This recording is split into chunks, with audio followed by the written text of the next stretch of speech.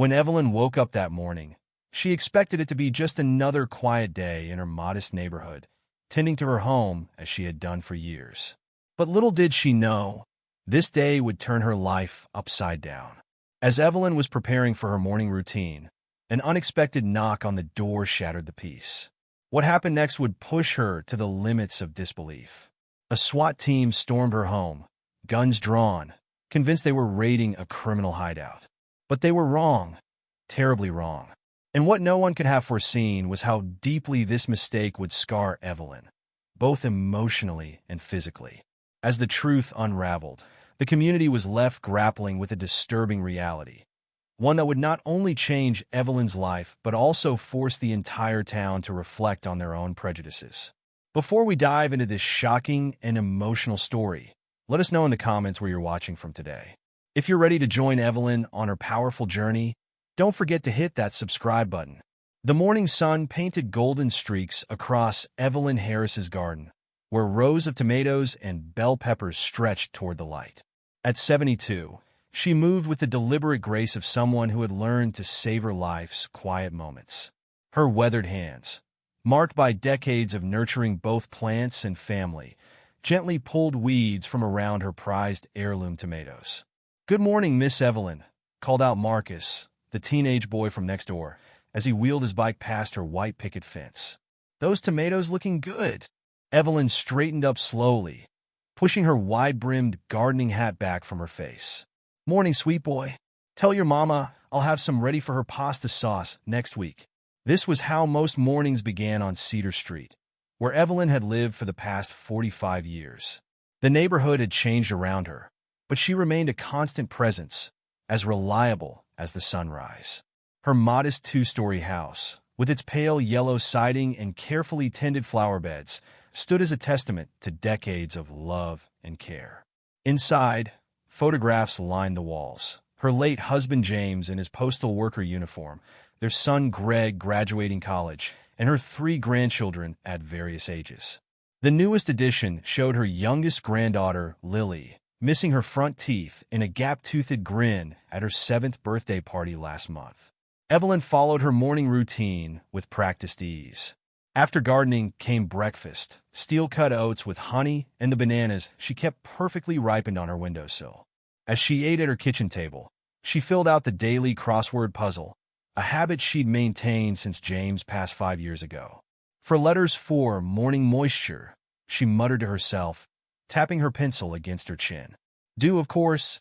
The phone rang, its cheerful tone echoing through the house. It was Greg, calling for their daily morning check-in. "Morning, Mama." His warm voice came through the speaker. "How are you doing today?" "Just fine, baby. Already been out in the garden. Those tomato plants you helped me stake last weekend are coming along beautifully." "That's great, Mama. Listen, the kids have been asking to come over this weekend. Lily wants to help you bake those chocolate chip cookies you always make." Evelyn's face lit up. "You know, I never turn down time with my grandbabies. Tell them to come over Saturday afternoon. I'll make sure to have everything ready." After hanging up, Evelyn hummed to herself as she washed her breakfast dishes. Through her kitchen window, she could see Mrs. Patterson from across the street walking her poodle, waving as she passed. This was the rhythm of life on Cedar Street. Predictable, peaceful, secure. What Evelyn couldn't see was how quickly that peace was about to shatter. Across town at the Metropolitan Police Department's SWAT headquarters, the atmosphere crackled with tension. Captain David Marshall stood before a room full of officers, pointing to surveillance photos projected on the wall behind him. "Listen up, people. At 0300 hours this morning, a semi-truck carrying a shipment of automatic weapons was hijacked on Interstate 95. Intel suggests the weapons are headed for distribution in the city. Even worse, we've received reports that the crew is also moving a significant amount of narcotics." Officer Sarah Chin raised her hand. "Do we have any leads on their location?" Marshall clicked to the next slide, showing a map of the city. "We've managed to track one of their phones. The signal's been bouncing around this general area." He circled the neighborhood with his laser pointer. Officer James Rodriguez leaned forward, studying the map. "Cedar Street District? That's mostly residential." "Exactly," Marshall continued. "They're likely hoping to lay low in a quiet area while they organize distribution. We've got pressure from above to move fast on this one. These weapons cannot hit the streets. The briefing room hummed with nervous energy as officers reviewed the limited information before them. The Find My Phone app tracking had provided only intermittent pings, creating a rough circle around several residential blocks. Lieutenant Mike Brooks, a 20-year veteran of the force, studied the data on his tablet with a frown. This intel seems pretty thin, Captain. The phone tracking isn't exactly precise. I know it's not ideal, Marshall admitted, but we don't have the luxury of time. Every hour those weapons remain out there is another hour they could end up in the wrong hands. Officer Tom Wilson, who had been quietly studying the map, spoke up. That's the old Cedar Street area, isn't it? Been having some issues there lately. The room shifted uncomfortably as Wilson continued, his voice carrying an edge that made some officers glance away. I mean, let's be realistic here. It's not exactly the safest neighborhood anymore, if you know what I mean. Perfect place for criminals to blend in. Lieutenant Brooks's jaw tightened, but before he could speak, Wilson pressed on. I did a patrol there last month. Lots of suspicious activity. These people dashed. These people are citizens we're sworn to protect. Brooks cut in sharply. Let's stick to the facts of this case. But Wilson's words had already done their damage, planting seeds of assumption in the minds of the tactical team. Officer Chin pulled up property records for the area on her tablet, focusing on one particular house that fell right in the center of the phone's last ping. Captain, there's a property here that might be worth checking out. Lieutenant Brooks spoke up again. Captain, I think we need more surveillance before we move in. A few hours of observation could dash. We don't have a few hours, Marshall interrupted. The chief wants these weapons off the street now. If we wait, we risk losing them entirely. He paused, looking around the room. I understand the concerns, but sometimes we have to act on limited intelligence. The safety of this city has to come first. Brooks looked like he wanted to argue further, but years of experience had taught him when a decision was already made. He watched as the team began gearing up, their black tactical equipment creating dark shadows in the fluorescent-lit room. Full tactical response, Marshall announced. We go in hard and fast. If these are our suspects, we can't give them any chance to dispose of evidence or, worse, use those weapons. As the SWAT team prepared for the raid, none of them thought too deeply about the elderly woman whose name appeared on the property records. Their minds were filled with scenarios of armed criminals and hidden weapons, their judgment clouded by assumptions about the neighborhood and its residents. Lieutenant Brooks lingered behind as the team filed out to gear up. He stood before the map, staring at the small that represented 1247 Cedar Street. Something felt off about this whole operation, but he couldn't put his finger on exactly what. After 20 years on the force, he learned to trust his instincts. Captain, he tried one last time. Maybe we should at least do a drive-by first, get eyes on the house. Marshall was already halfway out the door. No time, Mike. Sometimes you have to trust your gut in this job. The intel might not be perfect, but that neighborhood... Well, Wilson's not entirely wrong about the statistics.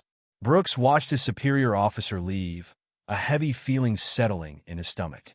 He thought about arguing further, but knew it would be futile. The machinery of the raid was already in motion, fueled by a toxic mixture of pressure from above, limited intelligence, and unspoken biases. As he finally moved to join his team, Brooks couldn't shake the feeling that they were about to make a terrible mistake. But like so many times before, the momentum of the moment, the urgent calls from superiors, the adrenaline of an imminent raid, the unquestioned assumptions about certain neighborhoods and the people who live there would overcome any last-minute doubts. Back on Cedar Street, Evelyn Harris was finishing up her morning routine, completely unaware that her peaceful world was about to be turned upside down. She had just changed out of her gardening clothes and was planning to head to the senior center for her weekly bridge game with friends. Looking in her bedroom mirror, she adjusted her silver hair and smiled at her reflection. Not bad for 72, she murmured to herself, thinking of how proud James would be of how well she'd maintained their home and garden since his passing. The morning sun continued to shine through her windows, casting warm patches of light across her carefully maintained home. The clock on her bedside table read 9:47 a.m. In less than 24 hours, everything about her peaceful life would change forever. As she went about her morning, the SWAT team was already mobilizing. Officers checked their weapons and reviewed the hasty tactical plan. Their heavy boots echoed through the police station's corridors as they moved with purpose, their minds already shifting into raid mode. None of them knew that their actions, born from a mixture of urgency, incomplete information, and unchallenged biases, would soon become a stark lesson in the consequences of rushed judgment and systemic prejudice. The peace of Cedar Street was about to be shattered, and Evelyn Harris's life would never be the same. The machinery of law enforcement was now in unstoppable motion, rolling forward with the terrible momentum of unchecked authority and unconscious bias. In the quiet before the storm, Evelyn Harris picked up her purse, checked her lipstick one last time, and headed for her front door, ready for another ordinary day in what had always been her peaceful corner of the world. She had no way of knowing that tomorrow morning, instead of tending to her beloved garden, she would become an unwitting symbol of everything wrong with a system that too often acted first and asked questions later, if it asked them at all. Dawn hadn't yet broken over Cedar Street when the SWAT vehicles rolled silently into position, their lights off and engines humming quietly. The morning air was crisp, and wisps of fog clung to the ground, giving the scene an almost surreal quality. Birds had just begun their morning songs, unaware of the chaos about to unfold. Inside 1247 Cedar Street, Evelyn Harris was following her usual morning routine. She'd always been an early riser, a habit formed over decades of married life with James, who had to be at the post office before sunrise. Even now, years after his passing, she maintained that schedule. Steam filled her bathroom as she stepped out of the shower, wrapping herself in her favorite pale blue bathrobe, a Christmas gift from her grandchildren. She secured her hair in a bonnet, humming softly to herself as she wiped condensation from the mirror. "Lord, these old bones aren't what they used to be," she murmured, rubbing her shoulder where the arthritis sometimes flared up in the morning dampness. Outside, Captain Marshall was giving last-minute instructions to his team through their radio headsets. "Remember, intel suggests multiple armed suspects. We go in fast and hard. Secure any civilians quickly and safely." Lieutenant Brooks adjusted his tactical vest, that nagging feeling of wrongness still sitting heavy in his stomach. "Captain, maybe we should dash." His words were cut off by Marshall's sharp command, "Go, go, go." The first sound Evelyn heard was like thunder, the battering ram hitting her front door with enough force to shake the entire house. The bathroom mirror rattled against the wall, and her hand froze midway through applying her face cream. "Police! Everyone on the ground! Come out with your hands up!" The shouts were deafening, echoing through her home like a nightmare. Evelyn's heart leaped into her throat, and her legs began to tremble. For a moment, she couldn't move, couldn't think, couldn't breathe. "I said come out now. Hands where we can see them." Moving on instinct alone, Evelyn opened the bathroom door. The sight that greeted her seemed impossible. Black-clad figures with rifles swept through her home, laser sights dancing across her walls like angry red fireflies. The morning light streaming through her windows caught on their tactical gear, creating frightening shadows that seemed to move with lives of their own. "Oh, Lord Jesus," she whispered, her voice barely audible over the sound of boots thundering through her house. "Contact," an officer shouted, spotting her in the hallway. "Don't move. Hands up." Evelyn's arms rose slowly, trembling violently. Her knees felt weak, and she was suddenly very aware of being in just her bathrobe and bonnet. "Please," she managed to say. "Please, I live here, dash.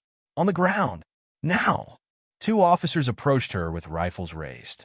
In her confusion and terror, Evelyn's legs finally gave out, and she sank to her knees. Rough hands grabbed her shoulders, pushing her face down onto the hardwood floor she'd polished just yesterday. Securing the subject, one officer called out as cold handcuffs bit into her wrists. From her position on the floor, Evelyn could only watch in horror as her peaceful home was torn apart. Officers moved through rooms with military precision, but their search was anything but precise. The sound of destruction echoed through the house, drawers being yanked open, furniture being moved, closet doors being kicked in. In the kitchen, Officer Chen pulled open Evelyn's recipe drawer so forcefully that the entire thing came out, scattering decades of handwritten recipe cards across the floor. The yellowed paper with James's mother's cornbread recipe, the one he'd loved so much, floated down to land in a puddle of spilled morning coffee. "Clear," Chen called out, moving to the next drawer. Upstairs, Officer Wilson was ransacking Evelyn's bedroom. He pulled shirts and dresses from her closet, tossing them aside as he searched for hidden compartments. A framed photo of James in his postal uniform crashed to the floor, glass shattering. "Please," Evelyn called out, her voice stronger now despite her terror. "Please stop. You're destroying everything." In the garage, the battering ram made short work of a locked storage cabinet. Christmas decorations spilled out. The artificial tree she and James had bought their first year in the house, ornaments their children had made in school, strings of lights carefully wound and stored away each year. "Nothing here," came the call. Moving to the next sector, Lieutenant Brooks, who had entered behind the main team, was the first to notice something wasn't right.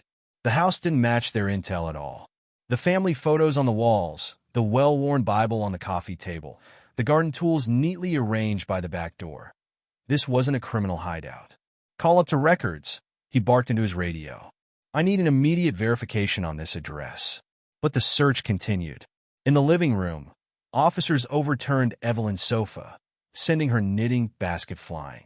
Balls of yarn rolled across the floor like colorful tumbleweeds. The sweater she'd been making for Lily's birthday lay half-finished and trampled under heavy boots. Through it all, Evelyn remained on the floor, tears streaming down her face. She could hear the sounds of her life being torn apart. The crack of wood as someone forced open her hope chest, the crash of dishes as they searched her china cabinet, the thud of books being swept off shelves. "My God," she prayed quietly, "please protect me." Officer Rodriguez was searching the dining room when he came across a stack of birthday cards on the sideboard. They were ready to be mailed out. One to her grandson Tommy for his 10th birthday, another to her niece Sarah, who was expecting her first baby. The careful handwriting on the envelopes made him pause. "Lieutenant," he called out, his voice uncertain. "You need to see this." Brooks was already on his way over, his face grim. The radio crackled with a response from records. "Confirm address 1247 Cedar Street. Owner Evelyn Harris. Age 72. No criminal record. Property owned free and clear for 45 years. No recent police contact." The lieutenant's face hardened as he keyed his radio. "Captain, we need to stop. Now." Marshall, who had been coordinating from outside, rushed in. The scene that greeted him made his stomach turn. An elderly black woman in a bathrobe lay handcuffed on the floor, surrounded by the ruins of what had clearly been a well-kept home. His officers stood around uncertainly, their earlier bravado replaced by growing horror at what they'd done. "Stand down," Marshall ordered, his voice tight. "Everyone out. Now." Brooks was already moving to Evelyn, kneeling beside her with his keys out to remove the handcuffs. "Ma'am, I am so sorry. There's been a terrible mistake." Evelyn's wrists were red where the cuffs had bit into them. She sat up slowly, pulling her robe tight around herself, trying to maintain what dignity she could. Her eyes moved around her destroyed home, taking in the devastation. The morning sun now streamed fully through her windows, illuminating the chaos. Paper and debris littered every surface. Her furniture lay scattered and broken. The smell of her spilled coffee mingled with the dusty air stirred up by the search. Through her broken front door, she could see neighbors gathering on the street, drawn by the commotion. Captain Marshall stepped forward, clearing his throat. "Mrs. Harris, I'm Captain David Marshall. I need to explain dash." "No," Evelyn interrupted, her voice quiet but firm. "No, you don't need to explain anything right now." She struggled to her feet, refusing Brooks's offered hand. "What you need to do is leave my home." The officers began to file out, their boots crunching on broken glass and splintered wood. Some couldn't meet her eyes. Others stared too long, their faces a mixture of shame and defensive pride.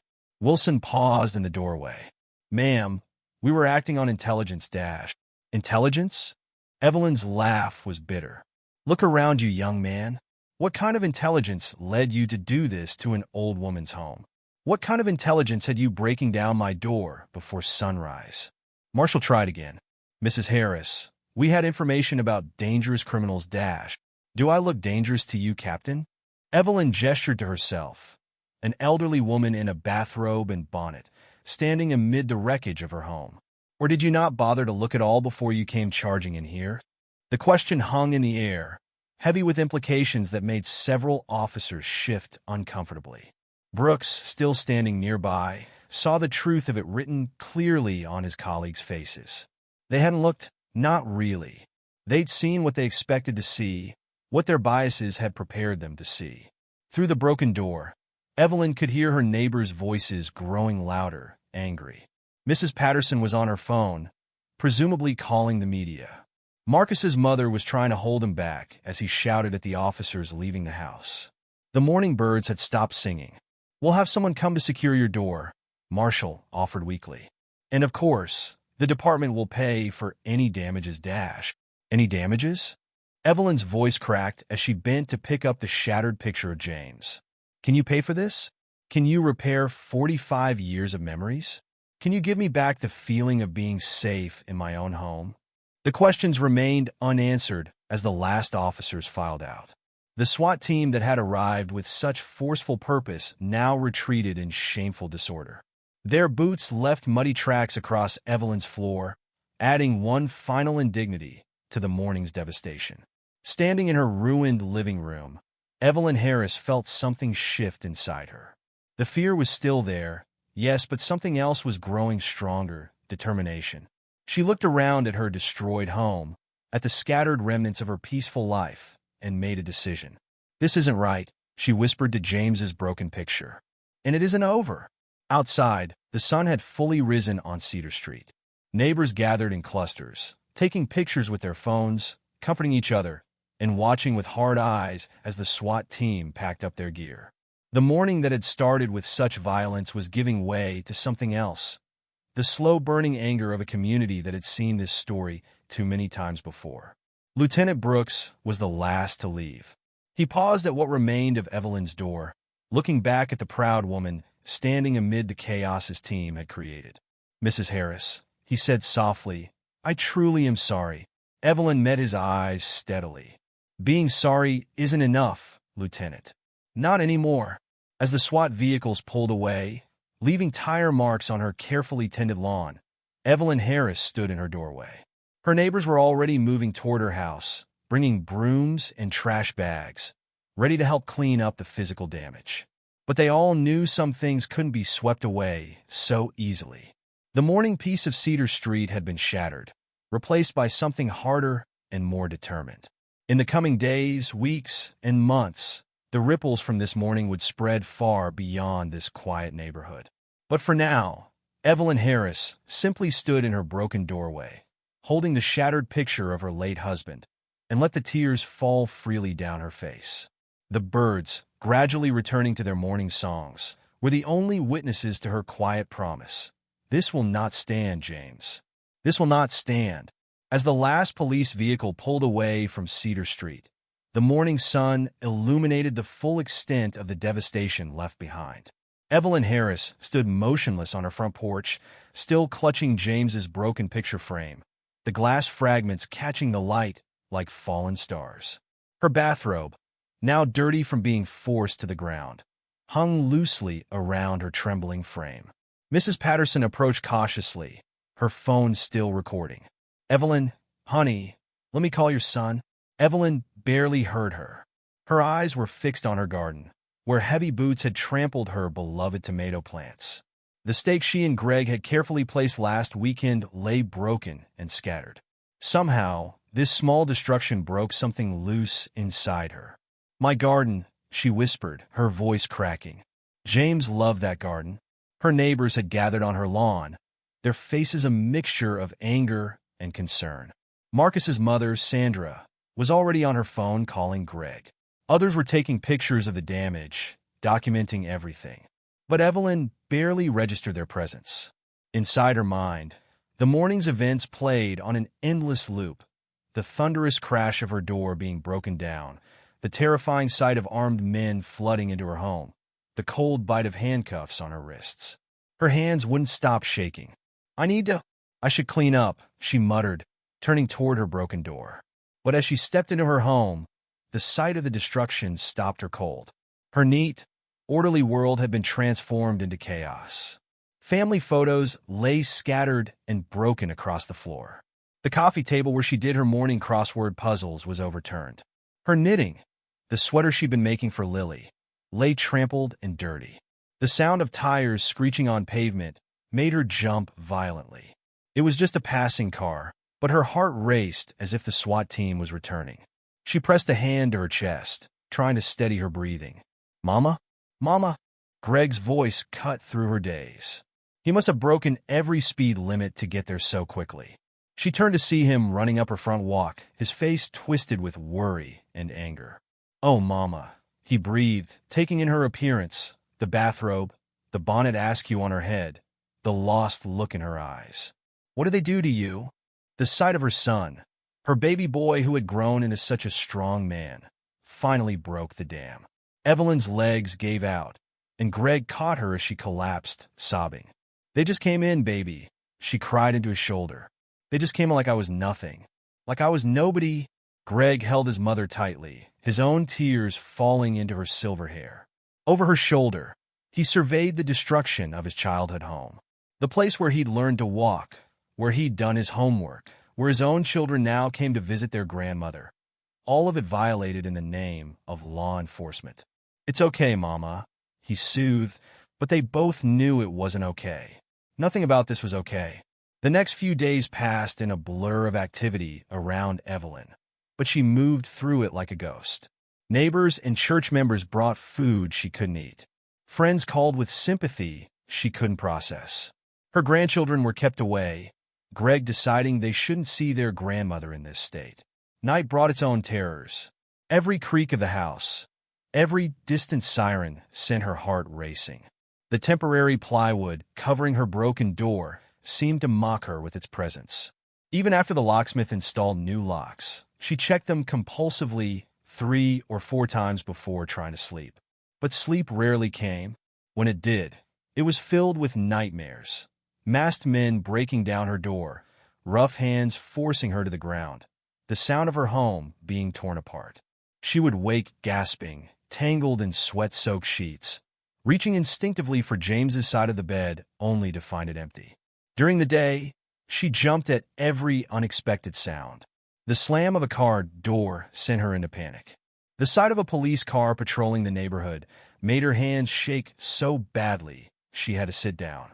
Her garden, once her pride and joy, lay untended. She couldn't bring herself to step outside, couldn't bear to see the destruction or feel exposed in her own yard. The tomato plants withered in the summer heat, their stems broken, their fruit rotting on the vine. Greg visited every day, bringing groceries she didn't eat and comfort she couldn't accept. He found her one morning obsessively cleaning already spotless surfaces, trying to erase the muddy boot prints that were no longer there. "Mama," he said gently, taking the cleaning cloth from her raw hands. "You need to rest." "I can't rest," she replied, her voice distant. "They might come back. They might." Her words trailed off as tears began falling again. Greg pulled her into a hug, feeling how thin she'd become in just a few days. "They're not coming back, Mama, but we're going to make them answer for this." That afternoon, Greg brought someone else to the house. Patricia Reynolds, a civil rights attorney known for taking on cases of police misconduct. She sat with Evelyn at the kitchen table, listening intently as Greg recounted what had happened. Evelyn stayed quiet, staring at the drawer where her recipe cards had been scattered. She tried to organize them, but some were stained beyond reading, and others had been trampled beyond repair. James's mother's cornbread recipe was lost forever. "Mrs. Harris," Patricia said gently, "what happened to you was wrong. Not just illegal, deeply, fundamentally wrong. We can file a civil rights lawsuit against the police department." Evelyn's hands trembled as she clutched her untouched tea. "Will that make them think twice before doing this to someone else?" "It can help," Patricia assured her. "But more than that, it can force them to acknowledge their mistakes, their biases. Make them face what they did to you." The word biases hung in the air. Everyone in the room knew why Evelyn's house had been targeted. It wasn't just the faulty phone tracking or bad intelligence. It was assumptions made about her neighborhood, about her race, about who deserved the benefit of the doubt and who didn't. They would never have done this in River Heights, Greg said bitterly, naming an affluent, predominantly white neighborhood across town. They would have watched the house first, verified their intelligence, knocked on the door like civilized people. Patricia nodded, making notes in her legal pad. The racial component will be a key part of our case. This isn't an isolated incident. It's part of a pattern. As they discussed legal strategies, the story of the raid was spreading beyond Cedar Street. Local news vans had been parked on the street for days, their cameras capturing the plywood door, the trampled garden, the neighbors standing guard on their porches. Community activists began organizing protests outside the police station. Social media lit up with Evelyn's story, her experience resonating with countless others who had faced similar treatment. The image of a 72-year-old grandmother in her bathrobe being handcuffed in her own home became a powerful symbol of law enforcement overreach and racial bias. Reverend Daniel Johnson from Evelyn's church spoke to reporters gathered outside the police station. This is not just about one raid or one mistake. This is about a system that sees black homes, black neighborhoods, black people as inherently suspicious. Mrs. Harris has been a pillar of this community for 45 years. She deserved better. We all deserve better. The police department issued a formal apology, promising an internal investigation. But their carefully worded statement spoke of procedural errors and intelligence failures, avoiding any mention of the racial assumptions that had led them to target Evelyn's home. Captain Marshall held a press conference, looking uncomfortable in his dress uniform. "We regret any distress caused to Mrs. Harris," he said stiffly. "The department is reviewing our procedures for verifying intelligence before tactical operations." Lieutenant Brooks watched the conference from the back of the room, his face grim. He had already given a detailed statement to Internal Affairs about his concerns before the raid and his observations about how racial bias had influenced the decision-making process. His honesty had made him unpopular with some colleagues, but he couldn't stay silent. Back on Cedar Street, the community continued to rally around Evelyn. Neighbors took turns staying with her at night, so she wouldn't be alone. The local hardware store donated materials to repair her door properly.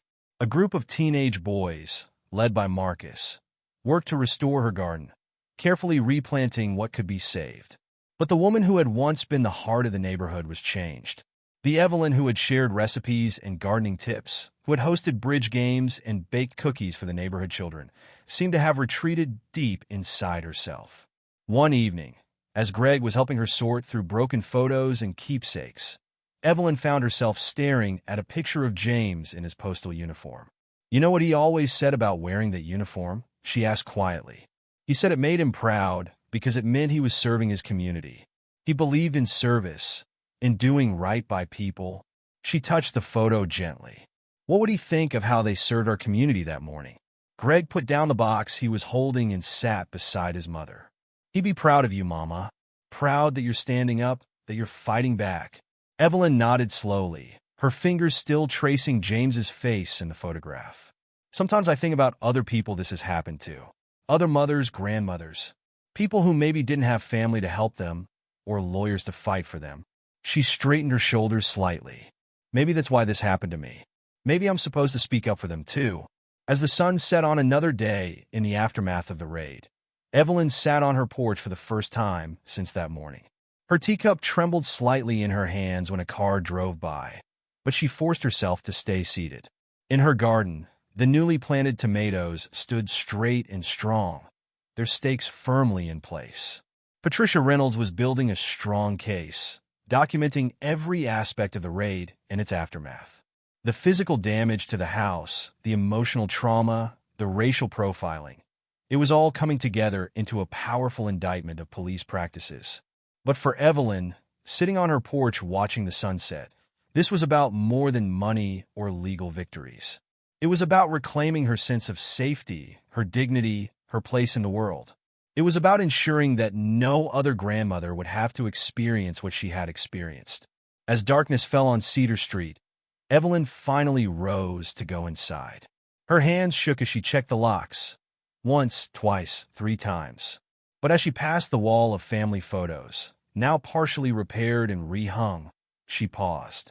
"We're going to make this right, James," she whispered to her husband's picture. "Not just for me. For everyone they think doesn't deserve better." The night settled over the neighborhood. But this time, Evelyn Harris wasn't alone in her vigil. Her community stood with her, their lights burning in solidarity, their hearts beating with shared purpose. The battle for justice was just beginning, and Cedar Street was ready for the fight. The morning of the trial dawned cool and clear, the kind of autumn day that would normally find Evelyn tending to her late-season vegetables. Instead, she sat in the courthouse's marble hallway, her hands clasped tightly in her lap, wearing the navy blue suit she'd bought specially for this day. "You ready, Mama?" Greg asked softly, sitting beside her. Evelyn smoothed her skirt, a gesture more nervous than practical. "Ready as I'll ever be, baby." James always said the truth needs a voice. Today, I'm going to be that voice. Patricia Reynolds approached, her heels clicking purposefully on the marble floor. "Mrs. Harris, they're ready for us?" The attorney's confidence was reassuring, but Evelyn could see the weight of responsibility in her eyes. The courtroom was larger than Evelyn had expected, its high ceilings and wood paneling lending an air of gravity to the proceedings. As she made her way to her seat, she noticed Lieutenant Brooks sitting in the back row, out of uniform. Their eyes met briefly, and he nodded slightly. The proceedings began with opening statements. Patricia stood before the jury, her voice clear and measured. "This case is about more than a mistaken address or faulty technology. It's about the assumptions and biases that led heavily armed officers to break down an elderly grandmother's door before sunrise, without proper investigation, without proper cause, and without basic human dignity." The police department's attorney, Richard Bennett, presented their defense with rehearsed precision. The officers were acting on the best information available at the time. In a city plagued by gun violence, quick action is sometimes necessary to prevent weapons from reaching our streets. But it was Evelyn's testimony that transformed the clinical proceedings into something more profound. As she took the stand, she felt James's presence strongly, giving her strength. "Please state your name for the record," the court clerk requested. "Evelyn Marie Harris." "Mrs. Harris," Patricia began gently, "can you tell us about the morning of July 15th? Evelyn's voice trembled slightly, but grew stronger as she spoke. "I was getting ready for my day, just like I have for the past 45 years in that house. I'd already showered and was in my robe when I heard this terrible crash. It sounded like the world was ending." She described the terror of those moments. The shouting, the guns pointed at her, the humiliation of being forced to the ground in her own home. As she spoke, several jurors eyed her with concern. "They didn't even let me cover myself properly," she said, her dignity evident even in recounting the indignity. "I kept asking them to explain, but nobody would listen. They treated me like I wasn't even human." During cross-examination, Bennett tried to maintain the department's narrative. "Mrs. Harris, you understand the officers were searching for dangerous criminals?" "Mr. Bennett," Evelyn replied, her voice steady now, "what I understand is that those officers saw exactly what they expected to see in my neighborhood, what they wanted to see. They saw a black neighborhood and decided that made sense for criminals. They didn't see me, my home, my life. They didn't see 45 years of memories. They didn't see a grandmother who's never had so much as a parking ticket." The testimony of police officials revealed the cracks in their defense. Captain Marshall struggled to explain why standard surveillance protocols weren't followed. Time was of the essence, he insisted, shifting uncomfortably in the witness chair. Was time so essential that you couldn't spare 30 minutes to verify who lived in the house? Patricia pressed. To perhaps notice the well-maintained garden? The lack of suspicious activity? Or did the location make you assume you already knew everything you needed to know? Lieutenant Brooks's testimony proved particularly damaging to the department's case. "I expressed concerns about the lack of proper intelligence," he stated firmly. "But certain assumptions were made about the neighborhood that seemed to override standard procedures." "What kind of assumptions, Lieutenant?" Patricia asked. "Objection," Calls for speculation. Bennett interrupted. Overruled. Judge Martinez ruled. The witness may answer. Brooks looked directly at Evelyn as he responded. Assumptions based on race and neighborhood demographics. The kind of assumptions that would never have led to such aggressive action in other parts of the city. The technological evidence further undermined the department's defense. Expert testimony revealed that the phone tracking data had been imprecise, covering a radius of several blocks. The decision to target Evelyn's house specifically appeared increasingly arbitrary. Your Honor, Patricia addressed the court. I'd like to enter into evidence the department's raid statistics for the past 5 years. The numbers told their own story, a pattern of aggressive tactics disproportionately used in minority neighborhoods. As the trial progressed, the community's support became increasingly visible. Cedar Street residents packed the courtroom gallery. Local civil rights organizations held daily vigils outside the courthouse. News cameras captured every development, and social media buzzed with updates and commentary. During a lunch recess, Evelyn sat quietly in a conference room, picking at a sandwich Greg had brought her. You know what I keep thinking about? She said suddenly. Mrs. Johnson down the street. Remember when the same thing happened to her family 10 years ago? Greg nodded. They didn't fight it like you are, Mama. They didn't have the strength left to fight. But maybe if someone had fought back then, what happened to me wouldn't have happened at all. The defense's case began to crumble under the weight of evidence and testimony. Officer Wilson's attempt to justify the raid's aggression only highlighted the department's biases. The neighborhood's crime statistics suggested a high probability of criminal activity, he testified. And what exactly about Mrs. Harris's property suggested criminal activities? Patricia countered. The flower beds? The rocking chair on the porch? The family photos visible through the windows? Wilson's silence spoke volumes. The closing arguments crystallized the case's significance. Patricia stood before the jury, her voice passionate but controlled. This case isn't just about one morning of terror in one grandmother's life. It's about the systematic devaluation of Black lives and Black dignity. It's about the assumption that some citizens deserve less care, less respect, less consideration before their doors are broken down and their lives are upended. Bennett's closing argument emphasized procedure and protocol, but his words seemed hollow in the face of Evelyn's testimony and the overwhelming evidence of bias. The jury deliberated for just 4 hours. When the verdict was read, the courtroom fell silent. In the matter of Harris versus the Metropolitan Police Department, we find in favor of the plaintiff. We award damages in the amount of $4 million. The gallery erupted in cheers, but Evelyn sat quietly, tears streaming down her face. Greg wrapped his arms around her shoulders. We did it, Mama, he whispered. We did it, baby, she replied softly. We did it for everybody who couldn't. Outside the courthouse, reporters gathered around Patricia and Evelyn. Mrs. Harris, what does this verdict mean to you? A young reporter asked. Evelyn straightened her shoulders, speaking with the quiet strength that had carried her through the trial. This verdict isn't about money. It's about accountability. It's about saying that what happened to me wasn't right, and it isn't right when it happens to anyone else. Maybe now, before they break down another door, they'll remember this day. They'll remember that behind that door might be someone's grandmother, someone's mother, someone's family. The verdict sparked immediate changes. The police department announced comprehensive reforms in raid protocols and bias training. Community oversight committees were established. Lieutenant Brooks was promoted to lead a new division focused on community relations and accountability. But for Evelyn, the most meaningful change came weeks later, when she finally felt strong enough to replant her garden. As she knelt in the soil, Greg working beside her, she heard the sound of children playing on the street again, something that had been rare since the raid. The neighborhood's coming back to life, Greg observed, staking a tomato plant. Evelyn smiled, really smiled for the first time in months. Sometimes you have to fight for your peace, she said, patting the earth around a pepper plant. Sometimes you have to show them that your dignity matters, your home matters, your life matters. She looked up at her house, the new door strong and secure, the repaired windows gleaming in the sunlight.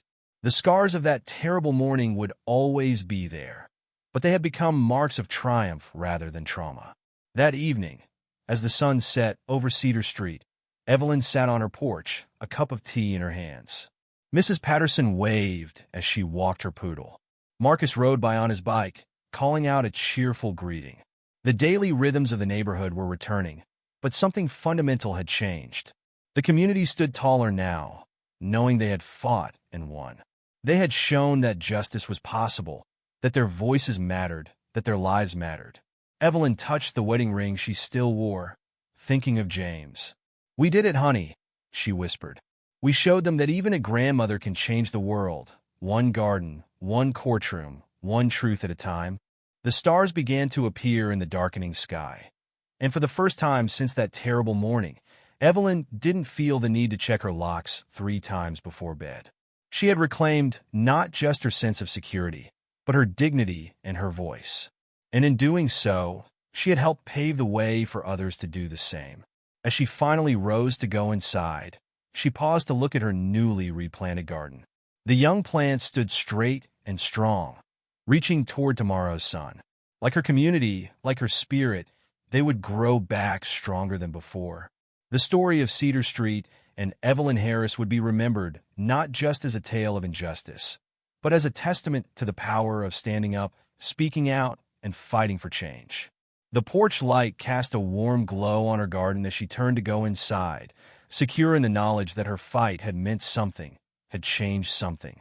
Tomorrow would bring new challenges, new battles for justice, but tonight on Cedar Street, peace had finally returned. Not the false peace of silence and submission, but the true peace that comes from knowing you've stood up for what's right, no matter the cost. In the months following the trial, Cedar Street buzzed with the sounds of construction. The rhythmic pounding of hammers and whirring of power tools became a symphony of renewal as workers restored Evelyn's home. She stood in her garden, watching as her settlement money transformed the physical scars of that terrible morning into something new, something stronger. "Mrs. Harris," called Juan, the lead contractor, "we've got those custom security windows you wanted installed. Want to come take a look?" Evelyn nodded, following him inside. The new windows gleamed in the morning light, their reinforced glass a subtle reminder of how much had changed. She'd chosen them not just for protection, but as a statement. She wouldn't live in fear, but she wouldn't be vulnerable either. "They're perfect," she said, running her hand along the smooth frame. "And the security system? Top of the line, ma'am. Cameras, motion sensors, direct link to emergency services. Nobody's going to catch you off guard again." As Juan returned to work, Evelyn wandered through her partially renovated home. The new hardwood floors shone where muddy boot prints had once marred the surface. Fresh paint covered the walls where aggressive searches had left scuffs and scratches. But some things couldn't be replaced. James's mother's cornbread recipe, the children's handmade Christmas ornaments, the small marks on the doorframe where she'd measured Greg's height growing up. "Mama," Greg's voice called from the front door. "You ready for your appointment?" Evelyn checked her watch. Almost time for her therapy session with Dr. Martinez. She'd resisted at first, insisting she was too old for all that talking business. But Greg had gently persisted. "The strongest thing you can do is ask for help, Mama," he'd said. "You taught me that." In Dr. Martinez's warm office, Evelyn settled into what had become her usual chair. The therapist's kind eyes watched as she arranged herself, smoothing her skirt with slightly trembling hands. "How are the nightmares, Evelyn?" Dr. Martinez asked gently. "Better," Evelyn admitted. "I still wake up sometimes, hearing those boots on my floor. But now I can remind myself that it's over, that we won. And the renovations? How's it feeling to see your home changing?" Evelyn was quiet for a moment, considering. "It's like putting on a new dress over an old scar. The dress is beautiful, but you know what's underneath. But maybe that's not such a bad thing. Maybe we need our scars to remind us what we've survived."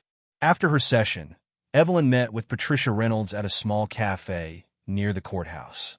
The lawyer had become more than just her legal representative. She'd become a friend and ally in the fight for change. "I've been thinking," Evelyn said, stirring her tea. $4 million is a lot of money." Patricia nodded, waiting. "Too much for just one old lady's garden and some broken furniture." Evelyn pulled out a notebook filled with her neat handwriting. "I've made a list."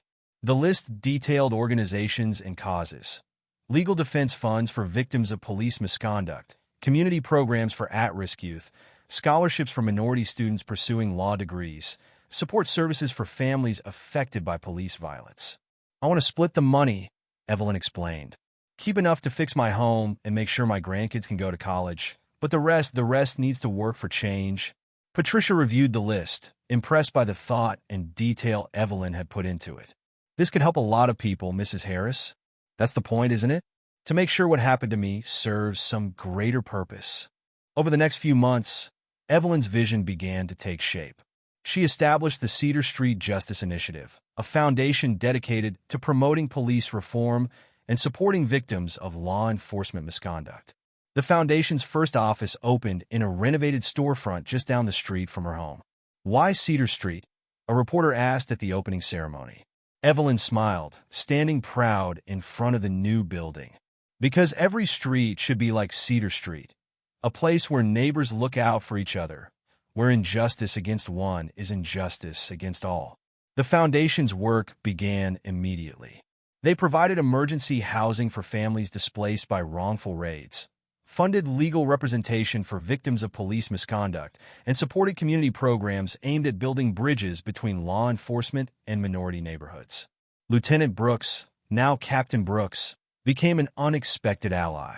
He regularly consulted with the foundation, helping to develop training programs focused on eliminating racial bias in policing. "The system won't change unless we admit it needs changing," he told a room full of officers during a foundation-sponsored training session. What happened to Mrs. Harris should never happen again. Evelyn's grandchildren became regular fixtures at the foundation office. Lily, now 8, loved helping to sort donated supplies for families in need. Tommy, at 11, had become passionate about videography, documenting community meetings and events for the foundation's social media channels. "Grandma," Lily asked one afternoon as they arranged care packages, "are you still scared of the police?" Evelyn paused, considering how to answer. "I'm not scared anymore, baby. I'm determined. There's a difference." The foundation's work drew attention from civil rights organizations across the country.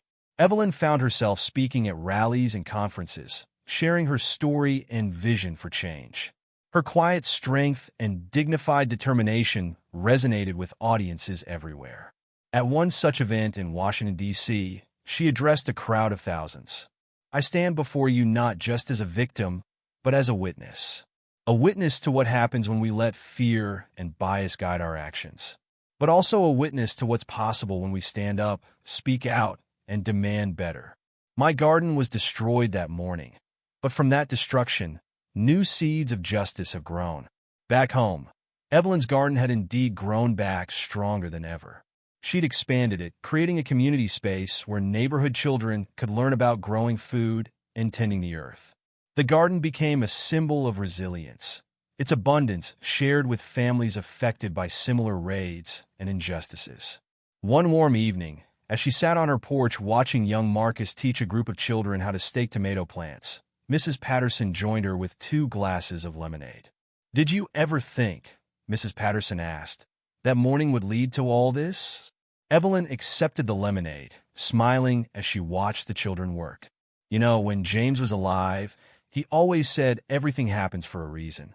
I didn't believe him then, especially not that morning when they broke down my door. But now," she gestured toward the garden, where Marcus was patiently showing a little girl how to tie up a drooping tomato plant. Beyond them, the foundation's office bustled with activity. Through the window, she could see Tommy filming an interview with a family recently affected by police misconduct, while Lily arranged donated books on a shelf nearby. Now, I think maybe he was right. Maybe sometimes we have to go through the storm to build something better. The foundation's influence continued to grow. They worked with legislators to draft new policies on police accountability, helped establish civilian oversight committees, and created programs to support community-based policing initiatives.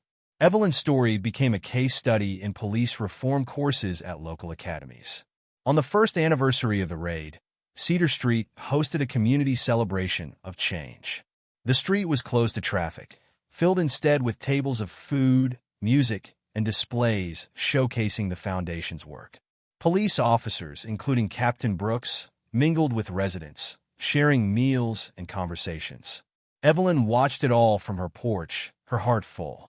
Greg sat beside her, both of them taking in the scene before them. "You've done something amazing here, Mama," Greg said softly. "We've done something amazing," she corrected him. "All of us, together." As the sun began to set, casting long shadows across the street, Evelyn rose to address the gathered crowd.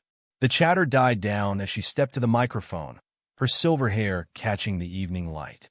"1 year ago, I stood in my ruined home and promised myself that something good would come from that terrible morning.